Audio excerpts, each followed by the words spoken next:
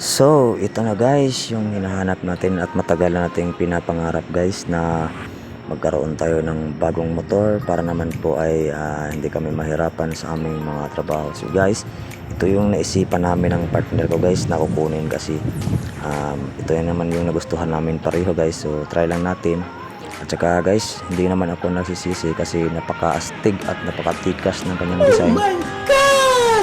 So ayun guys, yung version premium guys, latest version ng kanilang Honda Beat. So shout out pala sa ating mga partner natin dealer na Bis Motor Corporation. So dito guys, nasubukan natin i-test drive yung ating bagong motor. So ayun ang sesaya ni Madam. So parang ayaw na yata niyang tumigil guys. So ayun guys. So ito lang yung nagawa natin muna ng content sa ngayon. So kasi tayo vlogger. So ayun guys,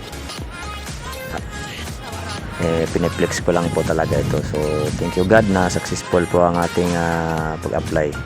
So sa lahat ng mga nanonood, sana po supportahan natin ang isa't isa. So thank you and good luck everyone. Thanks for watching.